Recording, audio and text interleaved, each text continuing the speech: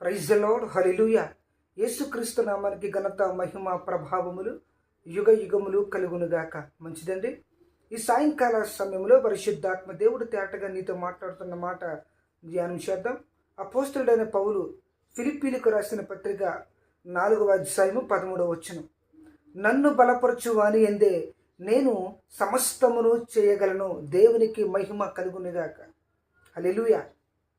మనం ఆరాధిస్తున్న ఈ దేవుడు సమస్తమును చేయగలిగిన సమర్థుడు. దేవునికి స్తోత్రం. హల్లెలూయా.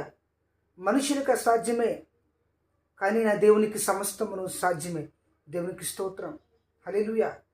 నన్ను బలపరచు అని అందే, బలపరచుట అంటే ఆయన గణపరచుట అని అర్థం. దేవునికి స్తోత్రం.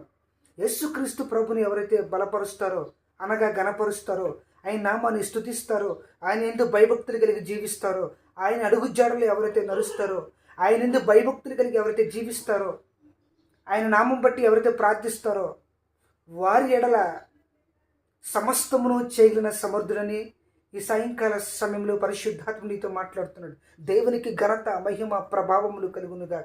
దేవునికి స్తోత్రం. ఇరుకులో ఉన్నావా? ఇబ్బందుల్లో ఉన్నావా? ప్రతికూల పరిస్థితిలో ఉన్నావా? ప్రభువుని గణపరచు, ఆయన నామాన్ని స్తుతించు. దేవునికి స్తోత్రం. నీ ఇరుకులో నీకు విశాలతన దేవుడు తీసుకొస్తాడు. దేవునికి స్తోత్రం. గుండె చెదిరిన వారిని నా దేవుడు బాగు చేస్తాడు.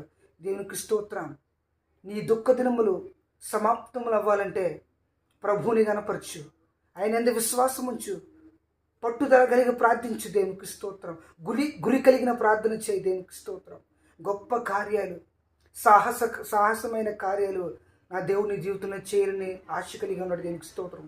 ఇక నుంచైనా భయభక్తులు కలిగి ప్రభువుని స్తుతించుటలో, ప్రభువుని ఆరాధించుటలో, ఆయన విశ్వాసం ఉంచుటలో నమ్మకంగా జీవించు. అద్భుతాన్ని జీవితంలో చూస్తాం. అటు కృప పరిశుద్ధాత్మ అందరికీ దయచేయునుగాక. ఆమేన్.